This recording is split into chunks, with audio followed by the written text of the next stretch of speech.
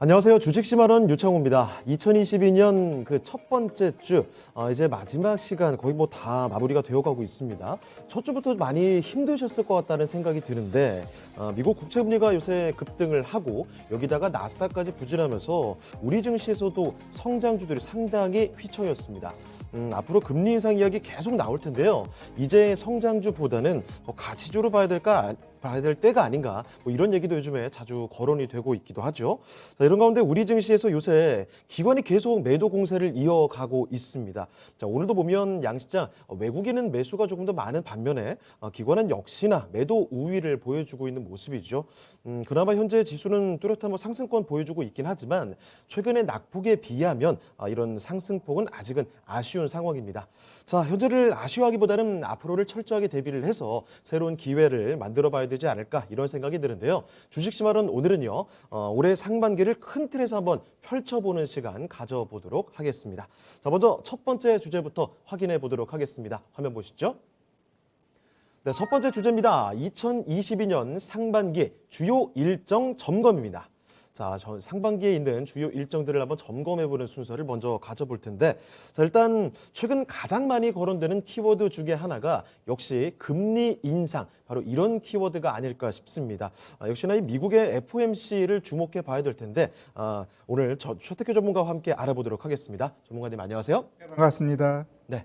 자, 전문가님, 일단은 그러면 FOMC 일정부터 잠깐 체크를 해볼까요? 네, 올해는 이제 FOMC 회의에 우리가 좀 많이 집중을 해야 될 것 같습니다. 예. 이번 시장 크게 하락했던 것도 결국 12월 달에 FOMC 회의록이 나오면서 시장이 이렇게 흔들렸거든요. 맞아요. 자, 일단 뭐 FOMC 회의 같은 경우는 1월 달 같은 게 25, 26일 날 있고요. 예. 그다음에 3월 달에 이제 3월 15일, 16일 이렇게 있는데 1월, 3월 참 중요할 것 같습니다. 네. 1월 달에 금리 인상에 대해서 어떻게 딱 정확하게 나올 것이냐 아니면 3월에 나올 것이냐. 분명히 제가 봤을 때 둘 중에 하나 금리 인상 시작하겠다라는 이야기가 나올 가능성이 매우 높다 이렇게 좀 보여지는데 예. 일단 뭐 시장에서는 요 1월 달 같은 게 좀 조용히 넘어가고 3월에 그 테이퍼링 끝나면서 같이 금리 인상을 3월에 할 가능성도 일정 부분 좀 점찍고 있어요. 저도 뭐 그쪽으로 좀 방향을 좀 보고 있고 지금 시장에서 좀 가장 우려하고 있는 부분은 결국 대차 대조표 축소 가능성 이야기가 좀 나오면서 네. 시장이 크게 출렁였는데 결국 이거는 뭐랄까 한 단계 더 시장에 대해서 압박을 하는 겁니다. 지금 시장이 견딜 수 있는 가장 큰 힘은 유동성인데 그 유동성까지 금리 인상하고 같이 빨아들이겠다라는 게 지금 시장 이 연준의 생각이기 때문에 예. 이러한 것들 템포가 좀 빨라지게 되면 시장이 조금은 위축되고 좀 상단이 막힐 가능성은 있다 이렇게 좀 보여집니다. 네, 알겠습니다. 자, FOMC 회의 일정에 대해서 살펴드렸습니다. 일단 이달 말에 좀 준비가 되어 있고, 그리고 2월은 잠깐 쉬고 3월 달에도 이어서 펼쳐집니다. FOMC 일정에 따라서 앞으로 금리 인상에 대한 가능성, 테이퍼링은 뭐 종료가 되겠죠. 그 앞으로 주식시장에 미치는 영향들도 분명히 있기 때문에 이런 일정들 한번 체크를 해보시길 바라고요. 자, 그리고 지금 이 FOMC는 아직 시간이 조금은 남아 있긴 합니다만 지금 당장 펼쳐지고 있는 이벤트가 한 가지 있습니다. 자, 많은 분들이 주목을 하고 계시는 CES죠. 자, 이 행사의 이전부터 사실 많은 분들이 관심을 가지고 있었습니다. 워낙에 행사 이전에 자율주행 아니면 로봇 이런 키워드들이 굉장히 부각되면서 관련주들의 움직임도 굉장히 뛰어났었죠. 자, 그러면 CES 2022에서 부각된 이번 테마 자율주행과 로봇이라는 이런 테마들 계속해서 지속될 수 있을지 이 여부도 한번 이야기해 볼까요? 네, 오늘 로봇이 굉장히 강하게 올라가는데 저는 네. 로봇보다는 자율주행 테마가 조금 더 이어질 가능성이 있다 이렇게 좀 보고 있고요. 예. 우리 시청자 여러분들도 이 테마 종목은 잘 잡아야 돼요. 괜히 올라가는 종목 잘못 건드려 버리면 다치는데 특히 지금 시장에서 테마를 또 온전하게 안 해버리면 내가 갖고 있는 종목이 수익 내기 위해서는 좀 많은 시간이 필요합니다. 지금 거래대금이라든가 대형주들의 움직임이 이전만 못하잖아요. 그러다 보니까 이 테마 장세가 지속적으로 이끌어가고 있는데 그래서 우리가 포트를 구성하는 데 있어서 테마도 일정 부분 담아갈 필요는 있고요. 자, 자율주행 왜 이렇게 좀 중요하게 좀 보고 있느냐. 작년에 2차 전지 굉장히 강했습니다. 그러면 네. 자동차가 변화하는 과정 속에서 어찌 보면 연료의 변화인데 그러면 우리가 말하는 자동차가 이제 앞으로는 이제 모빌리티 쪽으로 이제 방향이 잡히면서 우리 생활에 아주 밀접한 도구가 될 거다 이렇게 좀 말하고 있어요. 그러면 연료 변화는 솔직히 그렇게 크지 않습니다. 오히려 더 중요한 것은 완전한 자율주행이거든요. 그래서 이 자율주행 같은 경우는 이제 첫걸음마이지만 이거와 관련된 섹터들에 대해서는 우리가 관심 갖고 봐야 된다라는 거죠. 그래서 일단 온전하게 이 자율주행 이게 되기 위해서는 일단 우리 지금 테슬라 자동차 같은 경우 자율주행을 위해서 카메라 모듈이 8개 달려 있고요. 센서가 12개 달려 있다라고 하더라고요. 그럼 결국 온전한 자율주행이 되기 위해서는 결국 이 카메라 모듈이라든가 센서 이러한 것들이 한 단계 더 레벨업 돼야 될 것 같고요. 거기다가 이 통신망, 이 5G가 이제 6G가 되면서 이러한 것들이 같이 결합돼야 되고 요번에 CES에서도 이야기했던 게 뭐냐.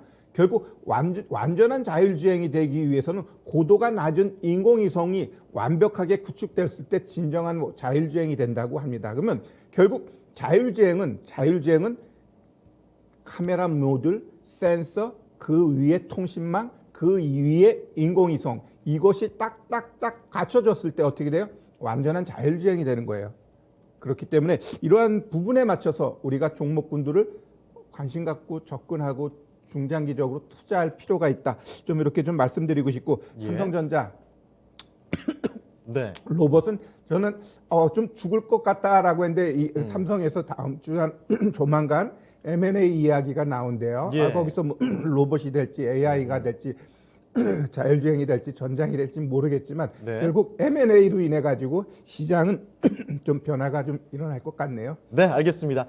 지금 날씨가 좀 많이 추워짐에 따라서 전문가님이 약간 사례가 들리신 것 같은데, 자, 열심히 또 CES에 대한 이야기 많이 좀 풀어드렸습니다. 사실 그 자율주행과 로봇 이 두 가지 테마에 대한 이야기를 말씀드렸는데, 로봇 관련된 종목들은 워낙에 주가가 많이 올랐습니다. 단기간에 뭐 몇 배씩 오른 종목들도 상당히 눈에 띄거든요. 자, 그런데 지금 최태규 전문가의 의견에 따르면 자율주행 쪽으로 조금 더 초점을 둬야 되지 않을까 이런 의견도 남겨주셨습니다. 워낙에 그동안에 지난 한 해도 전기차 관련된 2차 전지 관련된 종목들이 주가가 대단한 시세를 냈던 것을 다 기억하시죠? 앞으로 자율주행이 그러한 걸음을 또 걷지 않을까라는 기대감 충분히 가져볼 만하다라고 말씀해 주셨고, 로봇과 관련돼서는 삼성전자 관련해서 조금 더 당분간 이어질 수도 있다는 생각도 드네요. 자, 이렇게 CES 2022에서 부각된 테마 두 가지 자율주행과 로봇에 대한 이야기를 말씀을 드렸는데, 우리가 이 증시에 대한 이야기를 할 때, 경제에 대한 이야기를 할 때 이렇게 CES 같은 전자제품 박람회 기술적인 부분들도 주목을 해봐야 되지만 정치적인 부분도 상당히 감안을 해봐야 됩니다. 왜냐하면 이 정치적인 상황에 따라서 외교 관계도 바뀌고요, 정책적인 변화들도 있고, 그래서 뭐 다양한 상황이 변하기 때문에 경제, 증시에 미치는 영향도 상당하거든요. 자, 그래서 이런 이야기 조금 더 해보도록 하겠습니다. 올해 글로벌 정치 이벤트들이 상당히 많습니다. 어제도 저희가 이 시간 통해서 말씀을 드린 바가 있는데, 미국과 유럽 관련해서도 여러 가지 뭐 대선 선거들 많이 있죠. 그 일정 한번 점검해 보죠. 네네. 일단 뭐 우리 경제라는 건 정치하고 또 불가분의 관계이기 때문에 정치가 불안하게 되면 주식 시장도 엉망이 되게 돼 있습니다. 그래서 상반기 아니 올 한 해 전체적으로 좀 큰 이벤트가 뭐가 있을까 이렇게 보면 1월, 2월은 없습니다. 일단 3월 4일쯤 되면 이제 중국 양해가 시작하고요. 우리 같은 경우도 이제 9일 날 대선이 있습니다. 그렇습니다. 그리고 그다음에 이제 4월 달 같은 경우 프랑스 대선 총선도 굉장히 중요해요. 왜냐하면 유럽 같은 경우 이제 좀 불안함이 지금 많이 대두됩니다. 맞습니다. 독일 어찌 보면 EU의 핵심이 독일하고 프랑스인데 독일 메르켈 그만두면서 독일 같은 경우도 구심점이 좀 없어졌는데 프랑스 대선에서도 또 변화가 나타나게 되면 유럽을 좀 이끌어갈 구심점이 좀 사라질 가능성이 있기 때문에 프랑스 대선 중요할 것 같고요. 6월 1일 지방선거 우리 뭐 그런 크게 중요하지 않고 결국 이제 11월 8일 날 미국의 중간선거 이게 중요합니다. 여기서 공화당에서 뭐 하원 좀 뭐랄까 역전이 일어나게 되면 무슨 얘기가 나냐? 바이든 탄핵 얘기까지 나왔습니다. 아주 그러면 추진하던 정책들은 그렇죠. 스탑되는 거잖아요. 그냥 어찌 보면은 좀 노이즈죠, 노이즈. 그렇게 될 가능성은 없지만 여튼 그러한 얘기까지 나오면서 미국 같은 경우도 정치적으로 참 불안하지 않나 이렇게 좀 생각되고요. 결국 이러한 리스트들을 메모했다가 시장 흐름을 좀 뭐랄까 대비하는 것도 주식을 하는 데 있어서 전략이 아닌가 이렇게 좀 말씀드리고 싶네요. 네, 알겠습니다. 자, 정치적인 상황에 대한 이야기도 말씀을 드렸습니다. 그 잠깐 이야기를 해봤음에도 불구하고 정말 굵직한 이벤트들이 많이 기다리고 있죠. 1, 2월까지는 조금 조용할 수 있겠지만 당장 3월에 보면요, 중국 양회가 있습니다. 바로 인접 국가이기 때문에 그리고 중국에 대한 영향 우리나라 많이 받게 되죠. 자, 그래서 양회도 주목을 해봐야 되지만 여기에 가장 중요한 건 역시 우리 대선이죠. 이 대선에 따라서 정말 많은 것들이 좀 변화가 있을 수 있기 때문에 대선 결과도 참 주목을 해봐야 되겠고 여기다가 4월이 되면은 프랑스에서도 대선이 있습니다. 이에 따라서 EU, 유럽을 중심으로 한 어떤 변화들이 또 나올 수 있다는 것도 체크를 해두셔야 되겠고 올 하반기에 가면은 미국에서도 중간 선거가 있기 때문에 이런 각국 주요국들의 지금 정책들의 변화가 되지 않을까 또는 어떤 혼란스러운 상황에 따라서 주식에서도 주식시장에서도 변동성이 좀 있지 않을까 이런 우려감과 또는 새로운 또 기대감도 함께 공존할 것 같습니다. 자, 글로벌 정치 이벤트 일정들을 정리를 해봤고요. 자, 이번에는 바로 지금 오늘 또 화두가 되는 이야기가 아닐까 싶네요. 자, 4분기 실적에 대한 이야기 해보겠습니다. 이제 실적 시즌 진입을 하게 되는데 삼성전자 최대 매출을 좀 기록했다는 이야기가 나오고 있습니다. 어려운 시장 상황 속에서도 상당히 좀 선방을 한 게 아닌가 싶은데 삼성전자부터 이 실적에 대한 이야기 잠깐 좀 해볼까요, 전문가님? 네, 삼성전자 같은 경우 4분기 실적 뭐 괜찮았습니다. 매출 같은 경우는 이제 76조에서 전년 동기 대비 한 23% 늘어났고요. 영업이익도 13조 8천억 해가지고 전년 동기 대비는 52%의 상승하는 모양새를 나타냈습니다. 일단 영업이익 시장에서 컨센서스는 한 15조까지 좀 내다봤는데 그러한 부분은 조금 어찌 보면은 그 메모리 가격이 작년 한 해 좀 안 좋았잖아요. 네. 거기다 연말에 그 상여금 이러한 것들로 일시적인 요인으로 인해 가지고 영업이익이 시장 컨센서스보다는 조금은 하회했다 이렇게 좀 보시면 될 것 같고 일단 올해 작년 같은 경우 매출액이 279조입니다. 어마어마하고 일단 올해 같은 경우 뭐 300조까지 내다보고 있고 그다음에 영업이익 같은 경우도 51조 7천억. 굉장한 실적을 내줬다 이렇게 좀 보여집니다. 네. 일단 사업 부문별로 영업이익 보면 반도체가 9조 3천억, 디스플레이가 1조 4천억, IT가 이제 3조 1천억, 이제 가전 쪽에서 9천억 정도, 이 정도로 지금 매출액이 잡혀져 있다 이렇게 좀 보시면 될 것 같고요. 그다음에 우리 LG전자 같은 경우 이 4분기 실적 일단 전망치는 한 19조 6천억 정도 예상하고 있어요. 네. 3분기가 역대 18조 7천억이었는데 그것보다도 더 상회할 가능성이 높다 이렇게 좀 보고 있고 영업이익 전망치도 8천억으로 일단 1조에는 못 미치지만 그런 대로 잘 나오고 있다 이렇게 좀 보시면 될 것 같습니다. 일단 LG전자도 제가 봤을 때 지금 시장 대비 정도 나오면은 뭐 영업이익이라든가 매출액이 70조, 4조 돌파하면서 일단 이 휴대폰을 버림으로 인해 가지고 생활가전이라든가 TV 쪽에서 호조를 제대로 나타내주고 있다라고 좀 보시면 될 것 같고요. 제가 조금 더 LG 그룹에 대해서 보면 LG전자 우리가 좀 관심 갖고 좀 길게 봐야 될 것 같습니다. 왜냐하면 이제 LG가 이 전장 부품 쪽으로 이 강화하는 이 모습은 지금의 주가보다 한 단계 레벨업 될 수 있는 분명히 그 중요한 그 성장 동력이라고 보시면 될 것 같고요. 길게 봤을 때도. 그렇죠. LG노텍 같은 경우 최근에 굉장히 잘 올라갔는데 결국 이 종목 같은 경우에 뭐 카메라 모듈도 있지만 결국 애플과 전략적 파트너 이게 굉장히 큰 힘이 될 가능성이 있고요. 그렇습니다. 일단 뭐 LG 디스플레이 최근에 뭐 PCB 뭐 한쪽으로 해가지고 그 종목들도 마구 올라가기 때문에 이 종목도 결국은 큰 그림에서 봤을 때 LG전자, LG노텍, LG디스플레이 얘네들이 전장 쪽하고 깊은 관계가 있다고 보시면 되고 특히 LG전자는 오스트레일리아 헤드램프 자회사 GKW하고 그다음에 이 마그나하고 작년에 합작법인 만들었어요. 결국 메이커 OEM 생산을 하면서 결국 LG전자가 자동차 이쪽으로 해가지고 많이 나아가는 건 시장의 그림을 잘 읽고 가지 않나 이렇게 좀 보여집니다. 네, 알겠습니다.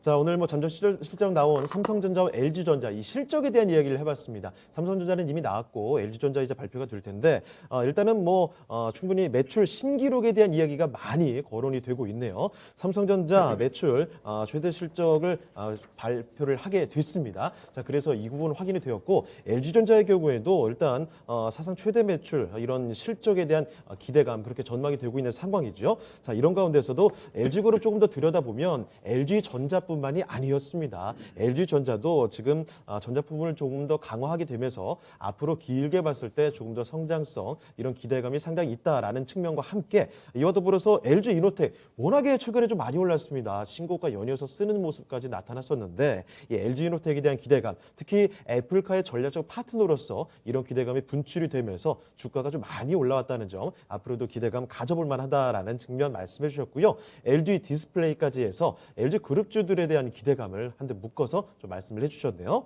자, 그러면 지금 삼성전자와 LG에 대한 이야기를 좀 집중적으로 말씀을 드렸는데 전문가님 4분기 호실적이 예상되는 업종들 한번 체크를 해볼 수 있을까요?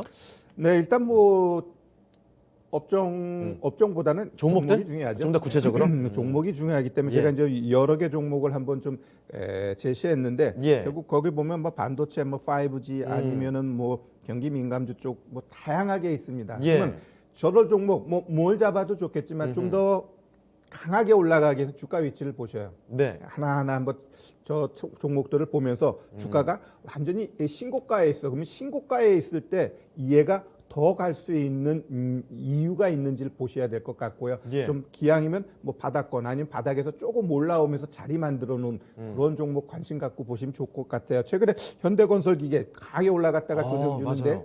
그런 종목 같은 경우도 눌림이라는 건 최소한 1주, 2주 봐야 돼요. 항상 급등이 콱 나오면 3일 안에 못 올라가면 걔 반드시 조정 나오거든요. 네. 그럼 한 1주, 2주 흐름 보면서 지켜줄 이평선에서 딱딱 지켜주면서 자리를 만들어 가게 되면 그런 자리는 탁 매수 자리가 됩니다. 그러면 또 올라가게 돼 있어요. 네. 알겠습니다. 4분기 호실적이 예상되는 종목들 간단히 좀 말씀을 해주셨습니다. 지금 뭐 PSK, 테스나 이렇게 반도체 관련된 종목들도 눈에 띄었고, 뭐 서진 시스템 같은 5G 통신 장비주들 그리고 현대건설기계 같은 종목도 언급해 주셨는데 얼마 전에 잠잠하다가 정말 급등세를 나타내기도 했었죠. 이런 종목과 함께 SM 이런 종목까지 같이 다양한 업종들의 호실적이 예상되는 업종 종목들 주목을 해보자라는 점 말씀을 해드렸습니다. 자, 이렇게 첫 번째 주제에 대한 이야기 살펴드렸고요. 지금부터는 두 번째 주제로 들어가 보도록 하겠습니다. 화면 함께 보시죠. 자, 두 번째 주제입니다. 2022년 상반기 체크 포인트와 또 전략 조금 더 구체적으로 알아보도록 하겠습니다. 자, 첫 번째 질문부터 좀 드려보도록 할 텐데 조금 더 좀 크게 보도록 하겠습니다. 국내를 넘어서 사실 뭐 그동안에 많이 나왔던 이야기가 미국과 중국 간의 갈등에 대한 이야기가 증시에서 정말 많이 나왔습니다. 미국과 중국 사이에 끼어서 우리나라 참 곤란했던 적이 많이 있었죠. 자, 그런데 미중 갈등뿐만이 아닌 것 같습니다. 이번에는 또 미국과 러시아의 갈등이 상당히 좀 부각되는 것 같은데 이 영향에 대해서 이야기 좀 해볼까요? 네, 먼저 한번 우리 미중 간의 갈등 이 부분은 네. 어찌 보면은 이제 트럼프 때부터 이어졌던 문제이고 그렇습니다. 바이든 와서는 조금은 좀 완화되지 않을까 하는데 오히려 더한 모습을 지금 보여주고 있어요. 언제 도대체 갈등이 네. 봉합되나요?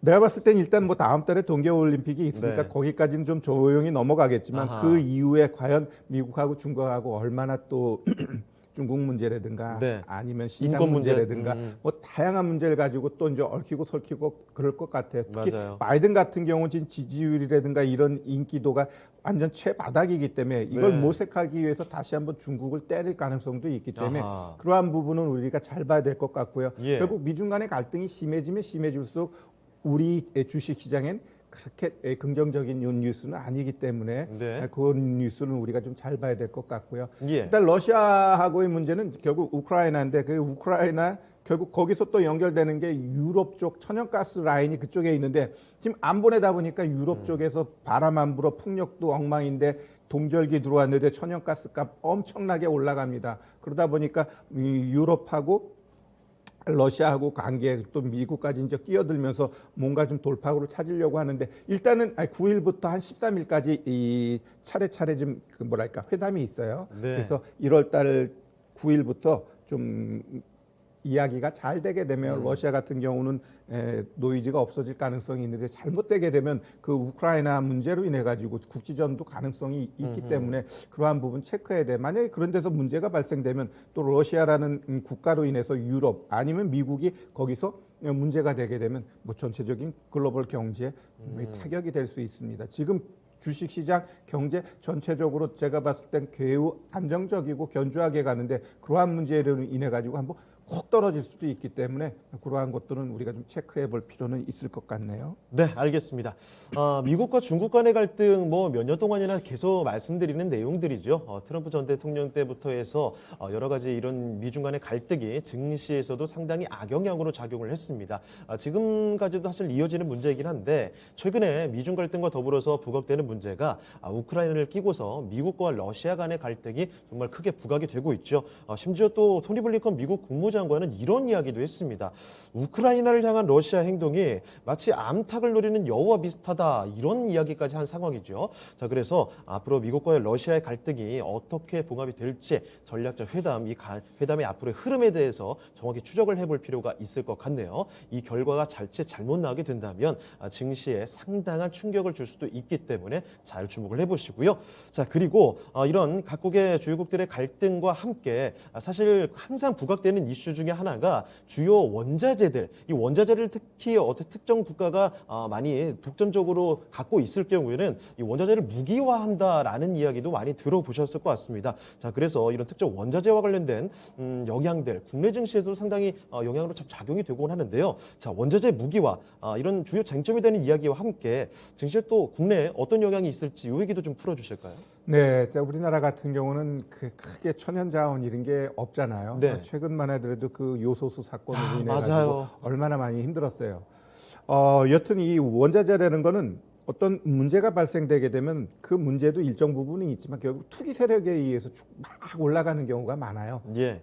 그렇기 때문에 이 원자재 문제 분명히 올 한 해도 일정 부분 또 문제가 될 가능성은 있다라고 보여지고 결국 중국 같은 경우는 일단 미중 간의 갈등이 일어나게 되면 히토류 관련된 종목군들이 항상 많이 움직여줬어요. 항상 그래요. 네, 히토류가 또 모든 원자재 중심이 되어 있기 때문에 그다음에 지금 니켈 같은 경우도 중국의 의존도가 높은데 이러한 것들이 결국 우리 배터리 기업들한테는 언제든지 뇌관이 될 수 있다라는 게 뉴스에서 자꾸 나오고 있단 말이에요. 예. 그래서 이런 원자재 같은 경우 다양한 고객사를 두고 가는 게 중요할 것 같습니다. 특히 한 나라가 아니라 좀 여러 나라를 통해 가지고 우리나라 같이 온전하게 의존하는 국가들은 하나의 벤더가 아니라 여러 개 벤더를 그렇게 준비했을 때 예. 하나가 문제가 돼 그럼 너 버리고 딴 데서 더 할 수 있는 부분이 있기 때문에 그러한 부분을 우리가 좀 하셔야 될 것 같고 지금 보시면 아까도 얘기했지만 러시아 같은 경우도 이 천연가스 이거 하나 가지고서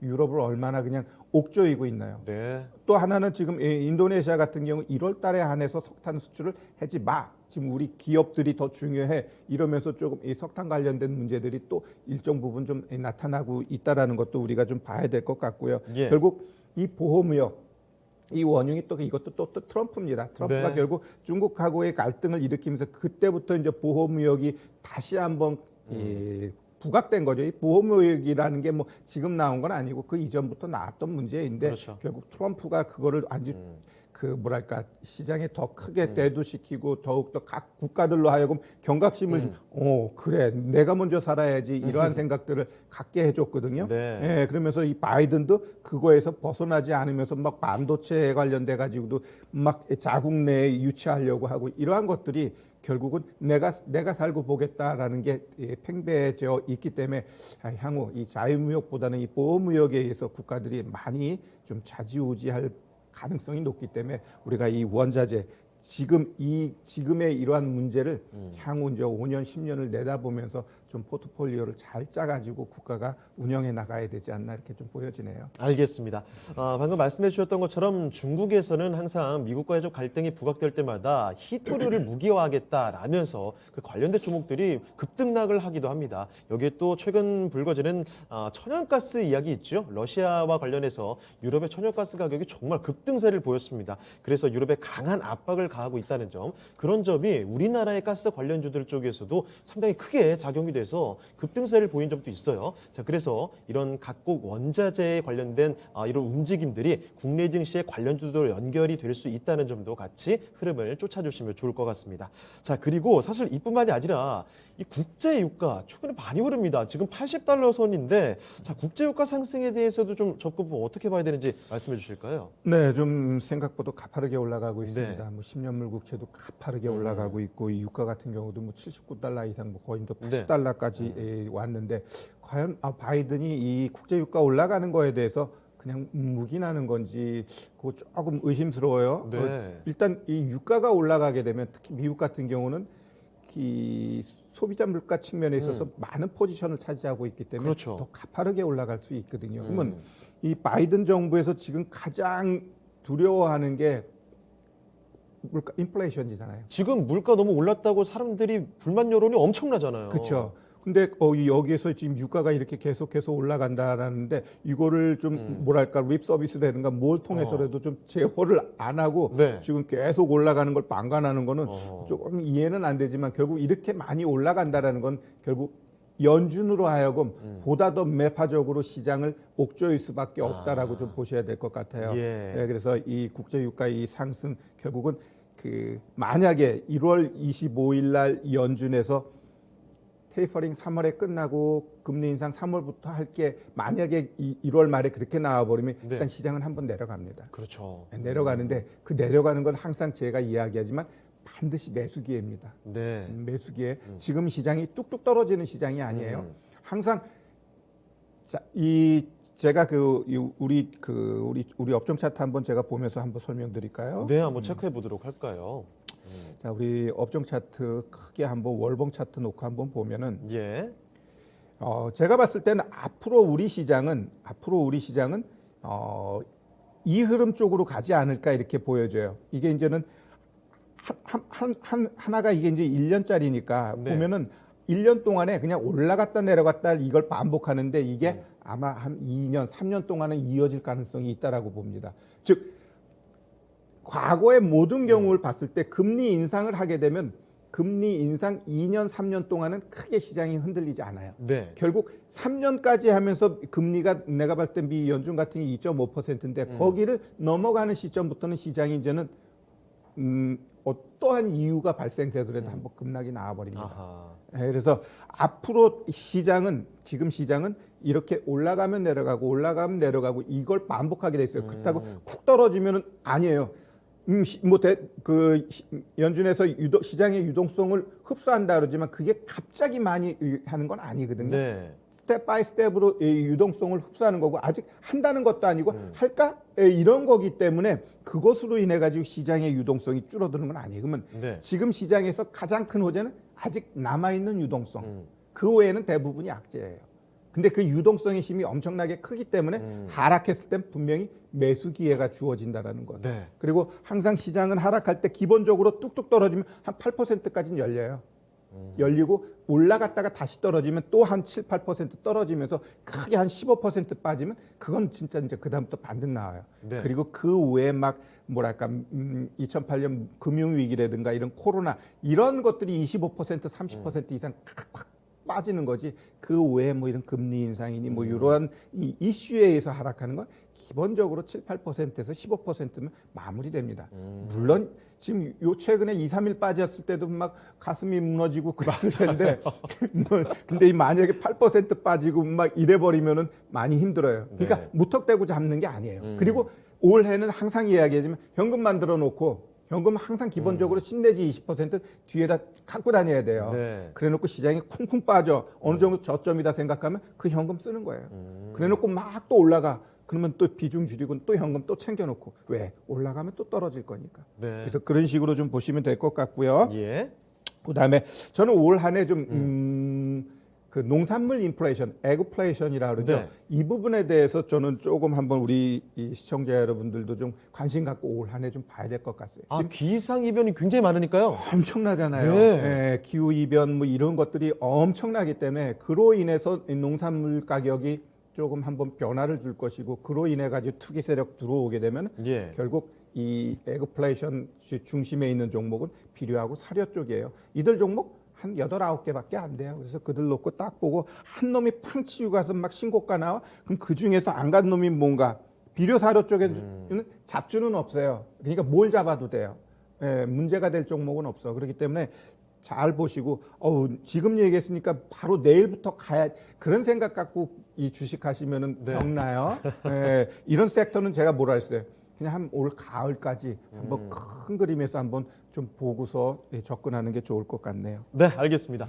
국제 유가가 많이 올라가고 있습니다. 그렇게 되면은 단지 기름값이 아닙니다, 여러분. 국제 유가, 기름값에 관련된 수많은 제품군들이 같이 엮여 있기 때문에 국제 유가가 상승한다. 그러면 이건 곧 인플레이션으로 가속화를 시킬 수 있다라고 물가 상승으로 연결을 지을 수가 있게 되고요. 물가가 상승하게 되면 당연히 금리 인상이 조금 더 가속화가 되게 되죠. 물가가 오르니까 잡기 위해서 돈을 걷어들이게 되는 겁니다. 그렇기 때문에 이 금리 인상 가속도, 이 흐름에 따라서 증시에서도 충격을 좀 받을 수 있다는 얘기고요. 거기다가 한 가지 더 지구촌 기상이변에 관련된 이야기도 잠깐 덧붙여 주셨는데 많은 분들이 증시에 대한 이야기를 많이 하다 보니까 지금 전 세계적으로 기상이변이 얼마나 심각한지를 잘 모르시는 분들도 상당히 많거든요. 지금 극단적인 뭐 한파라든지 폭염 이런 것들이 찾아오고 있습니다. 알래스카에서 한겨울에 갑자기 영상 20도 가까이 올라가고 아니면은 한겨울에도 항상 영상을 유지하던 곳이 급단적인 추위가 찾아오고 이런 일들이 벌어지는데 이에 따라서 농산물 관련된 종목들, 농산물 인플레이션 관련된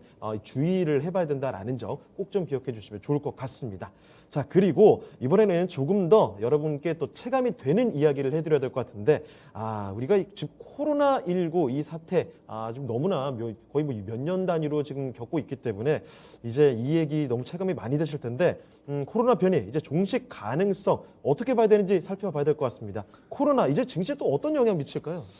네, 일단 뭐 제가 뭐 코로나 전문가는 아니지만 네. 시장에서 뭐 빌 게이츠라든가 이런 사람들이 이야기했을 때 뭐 올해는 아마 종식되지 않을까 이렇게 이야기를 하고 있고 예. 저도 또 그렇게 되지 않을까. 왜 2년이나 됐으면 네. 어느 정도 이제 그거에 대해서 치료제도 조금 근접한 완성된 치료제가 나올 거라고 봐요. 네. 그러면은 결국 얘가 종식됐을 때 우리가 거기에서 우리 경각심을 가져야 될 것 같습니다. 제가 하나 비유를 하자면 네. 우리 자녀들이 있어요. 얘가 막 감기가 걸려서 무지하게 아파. 그러면은 막 땡깡 부리고 막 그러면 어떻게 돼요?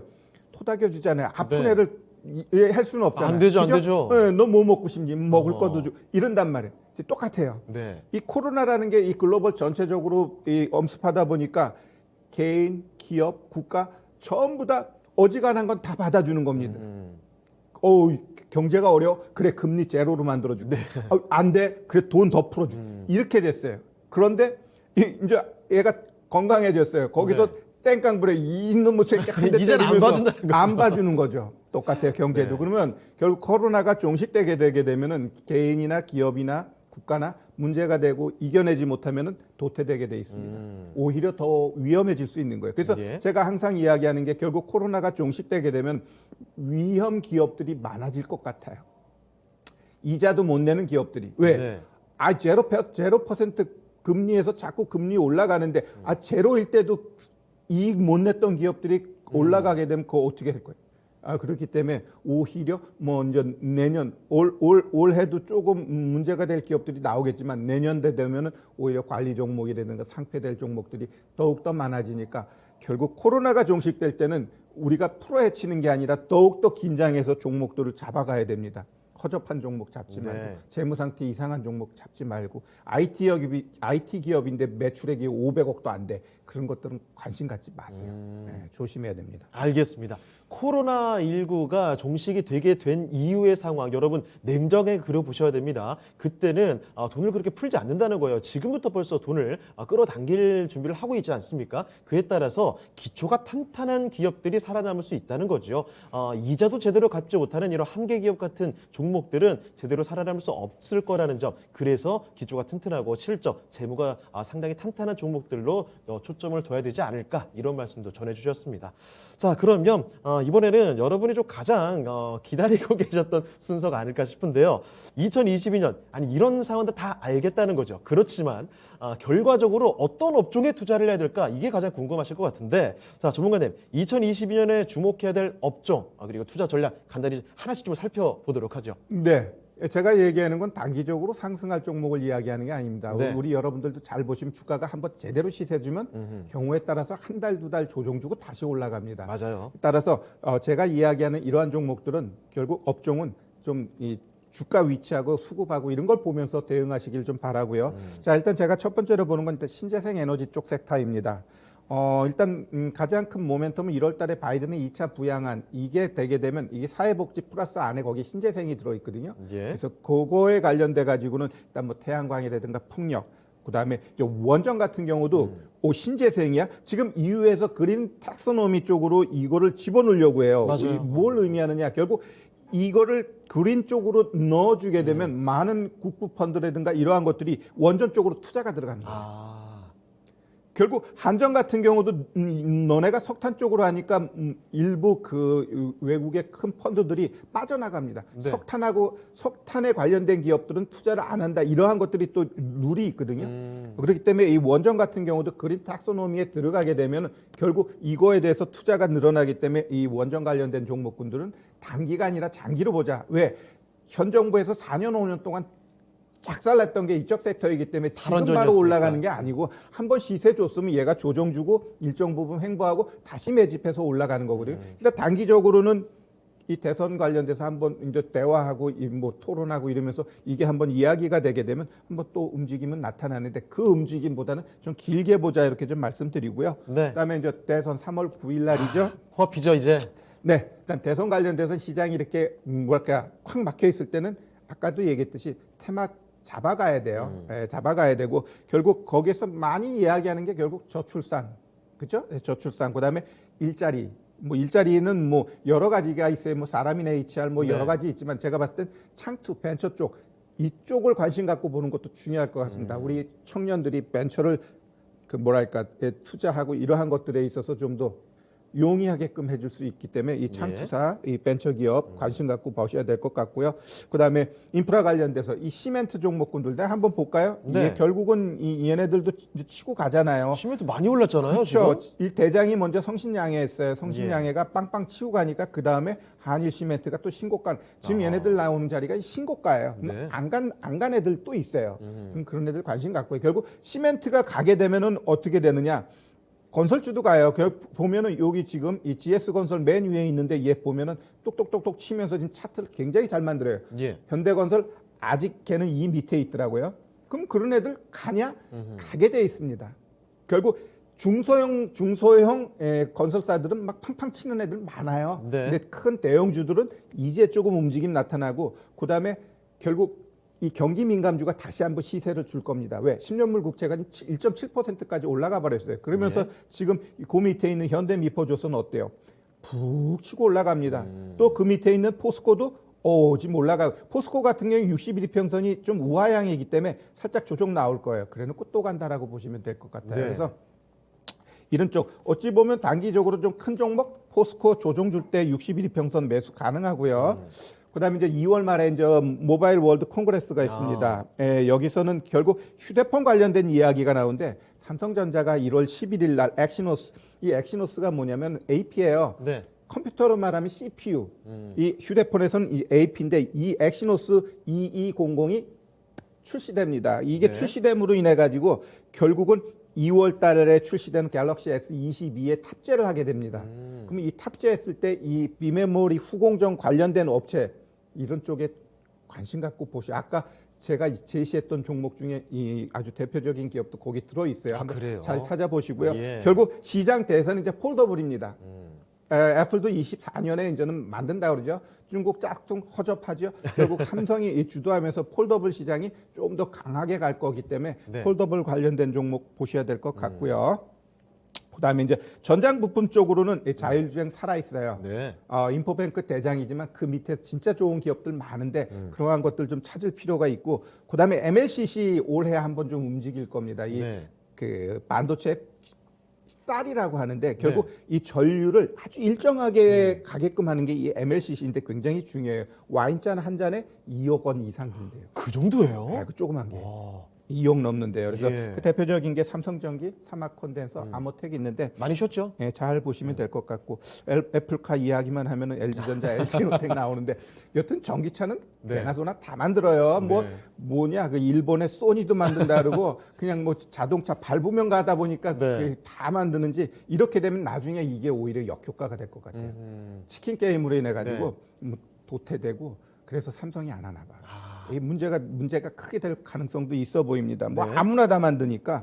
그다음에 자율주행은 아까 이야기했고 결국 리오프닝을 우리 다시 한번 봐야 될 때가 이제 점점 올 것 같아요. 예, 그래서 일단 뭐 리오프닝 하면 뭐 카지노, 호텔, 엔터, 여행, 항공 등이 있는데 이들 종목군들 막 이제 바닥에서 막 자리 예쁘게 만드는 애들 하나씩 찾아보세요. 네. 예, 매일 매매하려고 하지 말고 종목들을 하나하나 이렇게 차트 보면서 수급 어떻고 이렇게 하면서 나아가면 이렇게 발전됩니다. 네. 그냥 방송에서 추천하는 종목 그냥 다 사가지고 하루에 10개씩 맨날 사지 마시고 네. 내가 만들어가는 그러한 모습 필요할 것 같고요. 그다음에 끝으로 이제 에그플레이션 관련돼서 비료 사료 올 한 해 한번 우리가 관심 갖고 보셔야 될 것 같네요. 네, 알겠습니다. 자, 2022년 주목해야 될 업종 그리고 투자 전략에 대한 간단한 이야기를 드렸습니다. 여러 가지 있었네요. 일단 신재생 에너지, 워낙 요즘에 탄소 중립 사회이기 때문에 태양광 그리고 풍력에 대한 이야기 많이 나오지만 이제는 원전 관련해서도 탄소는 안 나오니까 이쪽도 신재생 친환경 에너지가 아니냐 이런 이야기들 거론되고 있어서 관련된 종목들도 찾아보시고요. 그리고 대선이 앞두고 있기 때문에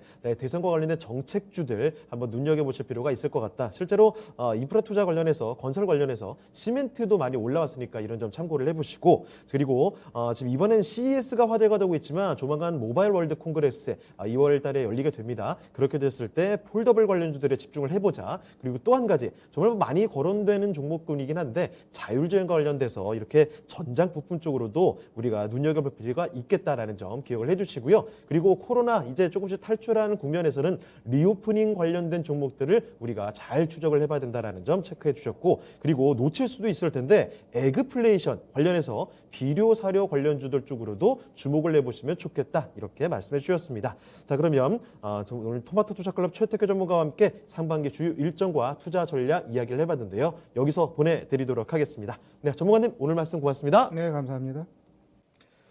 네, 자 시장 상황 잠깐 한번 지켜보도록 하겠습니다. 오늘 역시나 그 견조한 상승권 좀 이어가는 모습 나타나고 있습니다. 최근 낙폭에 비해서는 조금 상승폭이 아쉽다는 생각이 들기도 하지만 그래도 코스피 현재 2,950포인트대 일단 30포인트 가량 전장 대비 상승 중인 모습이고요. 코스닥의 경우에도 전장 대비 13포인트 올라오면서 994포인트 지나고 있습니다. 이런 점 체크를 해주시고 자 그리고 한 가지 좀 말씀드릴 게 있습니다. 오늘 밤 9시에 미스터 진단 시간 있습니다. 자, 이광무 전문가 그리고 박준현 운영력과 함께 여러분 종목들 진단받을 수 있는 기회가 있는데요. 미리 진단 접수 신청해 주시길 바랍니다. 자, 그러면 남은 시간 잘 대응하시길 바라면서 주식 10만 원은 여기서 오늘 마치도록 하겠습니다. 지금까지 다양한 투자 판단에 대한 도움 말씀드렸습니다만 특정 종목의 상승과 하락을 보장하진 않습니다. 이 점 기억해 주시고요. 저희는 다음 주 이 시간에 다시 찾아오겠습니다. 고맙습니다.